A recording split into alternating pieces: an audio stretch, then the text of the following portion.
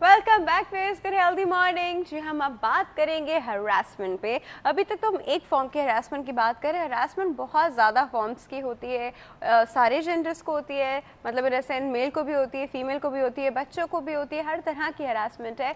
तो वो किस किस तरह की हरासमेंट है, उन सब चीज़ों पर बात की जाएगी। हमारे पास मौजूद हैं प्रोजेक्ट कोऑर्डिनेटर हैं जी लाइफ स्किल बेस्ड एजुकेशन आहंग से मुसर्रत जबीन साहिबा। अस्सलाम वालेकुम, कैसी हैं आप? अल्लाह का शुक्र है। बिल्कुल ठीक ठाक। जी हाँ, आप सुनाएं। अच्छा जी, इनके साथ साथ मैं तो बिल्कुल ठीक ठाक हूँ मैम। इनके साथ साथ एक ऐसे सर मौजूद हैं जो कि हमसे पहले भी मिल चुके हैं, हमारे पास पहले भी आ चुके हैं, बड़ी अच्छी बातें करते हैं जी।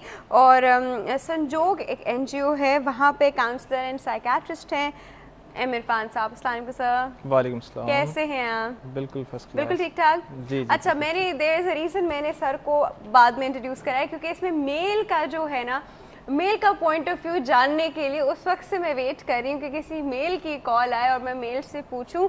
लेकिन पहले मैं मैम से बात करूँगी, फिर मैं सर से बात करूँगी। मैम, हमारा जो पोल का सवाल है आज, पहले हम उस पर बात करेंगे। हमारा पोल का सवाल है कि जो ये हरासमेंट ख़वातीन स्पेशली फेस करती हैं, द सेकंड स्टेप आउट, रास्ते में चल के जा रही हैं, इधर से कोई छेड़ा, उधर से कोई छेड़ा, यहाँ गाड़ी रुक रही है, वहाँ बाइक साइड से हो के चली गई, 10,000 टाइप्स ऑफ हरासमेंट। ख़वातीन को क्या करना चाहिए? शोर मचाना चाहिए या चुप हो जाना चाहिए? मैं तो कहूँगी बिल्कुल शोर मचाना चाहिए। डरती हैं? डरती वो है, पावरफुल है, वो क्या वो ये करेगा, वो क्यों पावरफुल है? एक्चुअली हमारा जो एक पावर डायनेमिक्स है हमारे माशरे में, मेल डोमिनेशन नज़र आती है। एक खातून घर से निकलती है, उसको ये खौफ होता है कि अगर मेरे साथ कुछ हैरासमेंट हो रही है और मैं शोर मचाऊंगी तो लोग मुझे ही पॉइंट आउट करेंगे, इज़्ज़त पे बात आ जाएगी, लोग ये कहेंगे इनका कैरेक्टर सही नहीं है। इसलिए वो अवॉइड करती हैं कि अगर हैरासमेंट हो रही है तो वो खामोशी से गुजर जाएं, जबकि ऐसा नहीं होना चाहिए। उनको पता होना चाहिए ये उनका राइट है। वो आपको ब्लेम भी इसलिए कर रहे हैं because probably they themselves are doing it because of some reasons, बिल्कुल, यू नो। और वो उनकी कमजोरी है जो वो आपके ऊपर कवर करना चाह रहे हैं। जो आपको छेड़ने वाला होता है या हैरासमेंट करने वाला है, वो उसी लड़की को ज़्यादा टारगेट करता है जो सर झुका कर चल रही हैं, जो परेशानी का शिकार नज़र आ रही हैं। जो बोल्ड होती है लड़की, उसको कमेंट करते हुए लोग एक दो दफ़ा सोचते ज़रूर हैं कि पलट के कोई जवाब ना आ जाए। तो जो भी आपको हैरासमेंट करने वाला है वो ये ज़रूर सोचता है, वो कमज़ोर फिगर को आइडेंटिफाई करता है कि जवाब ना मिल सके, उसकी जो रिएक्शन ना आ सके, और जो वो एक प्लेजर हासिल कर रहा है हैरासमेंट करके, वो उसको मज़ीद तक़वियत मिल सके। सही। सर, हरासमेंट में प्लेजर होता है?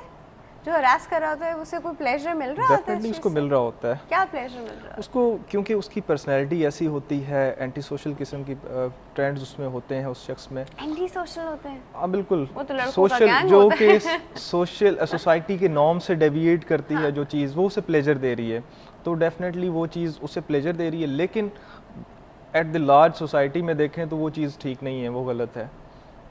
वो उसे प्लेजर देती है, साइकोलॉजिकली वो खुश होता है करके। हाँ, बिल्कुल उसको खुशी मिल रही होती है, और वो उसको कुछ और गेन करना चाह रहा होता है। वो चाहता है मुझे, मैं अगर इसको हैरेस करूंगा, अटेंशन सीक करना चाह रहा होता है। हाँ बिल्कुल, अटेंशन सीकिंग भी होती है, उसकी अटेंशन ले सके। जब उसे अटेंशन नहीं मिलती तो वो उस वक्त भी थोड़ा ज़्यादा एग्रेसिव होता है, अटेंशन लेना चाहता है।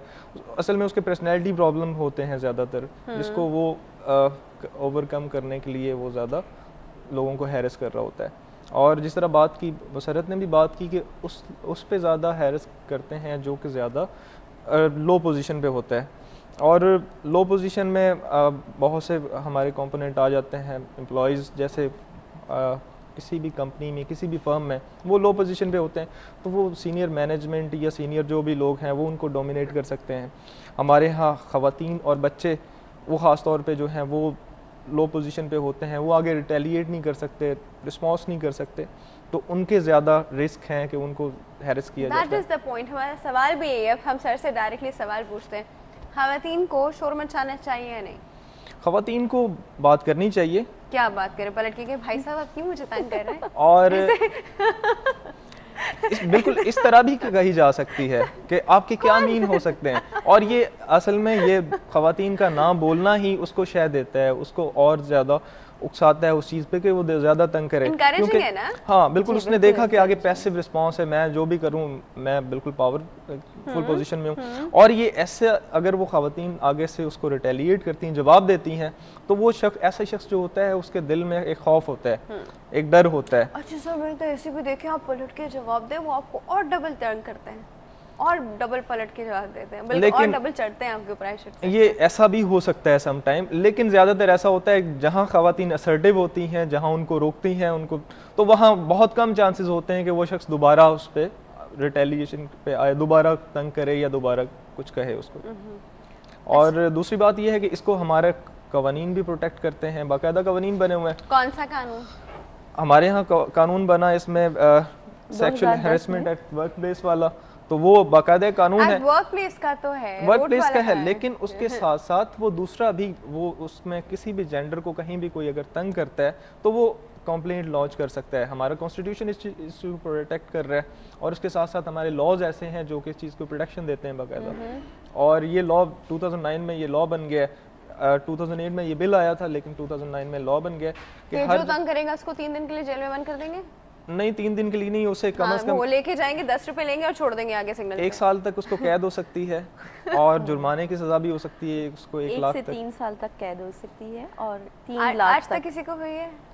ये अब सर, ये you know, depend ये करता है। केस, ये तो मीडिया का काम है, आप आइडेंटिफाई करें। इसमें और लोग जो है- इवन ये है कि, सॉरी मैंने आपकी बात को इंटरप्ट किया, कि एक ये कि हमें ये भी पता होना चाहिए कि ये हमारा राइट है। अलमिया तो ये है कि हमें पता ही नहीं है कि हमारे राइट्स क्या हैं। राइट टू नो, कि आप अपने राइट के बारे में जानें, आपको ये पता होना चाहिए आप एक्सप्रेस कर सकते हैं।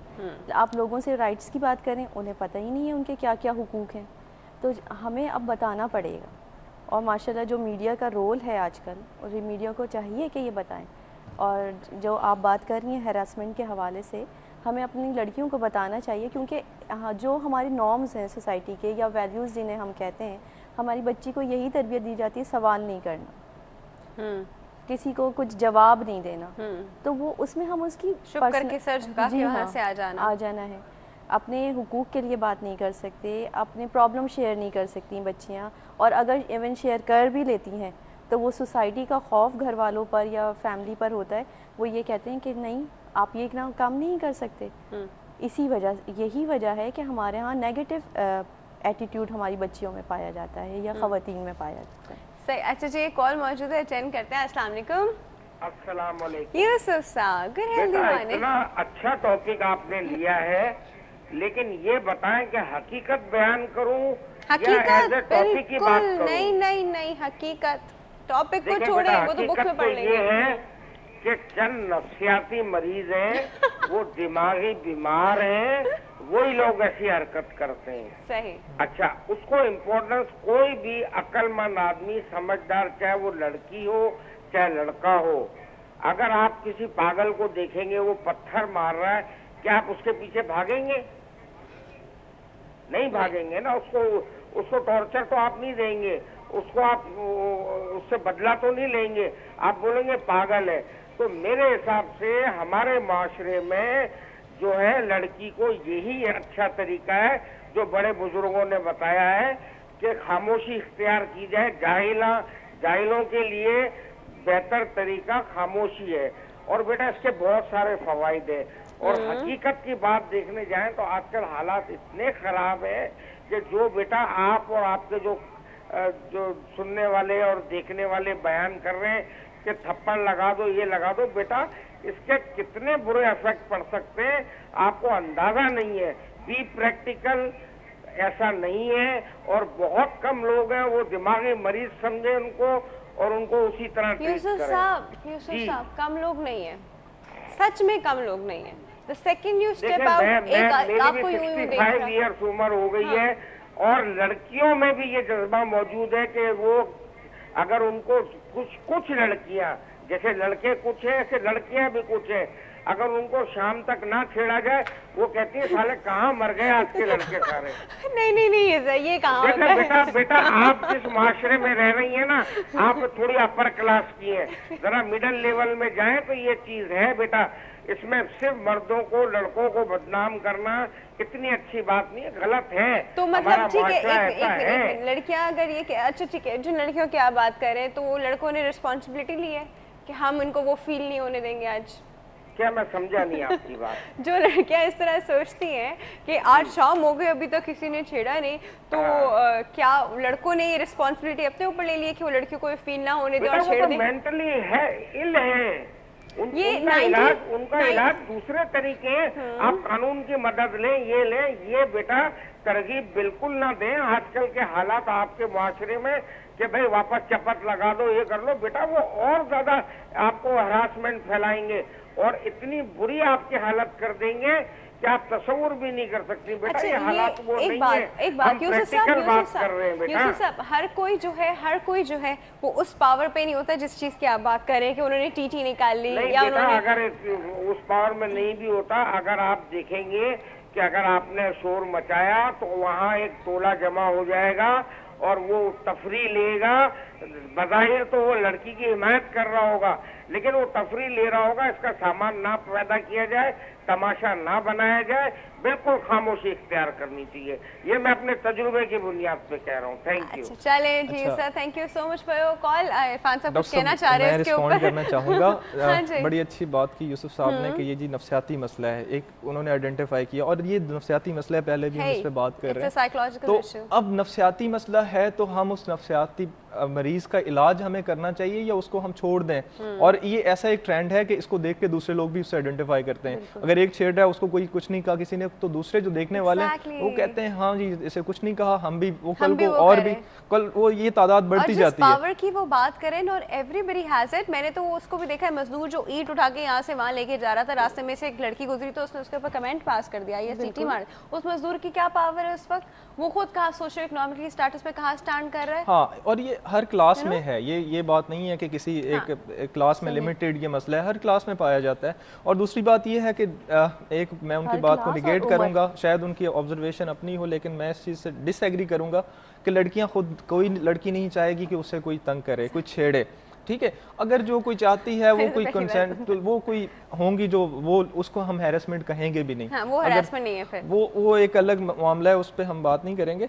हैरेसमेंट तो वो है जब एक लड़की नहीं चाहती कि उसको कोई इस तरह से जुमले पास करे या उसको इस तरह से तंग करे या उसको उसकी मर्जी के बगैर कोई एक्ट करने पे मजबूर करे। बगैर एक्ट करने पे। अच्छा जी, एक छोटे से ब्रेक का वक्त है, ब्रेक के बाद जी हम इस पे और बात करते हैं। यूसुफ साहब, आपने जी बड़ा टॉपिक को ट्विस्ट दे दिया है जी, अब हम बहुत डिटेल में बात करने वाले हैं, कहीं नहीं जाएगा। Will be right back.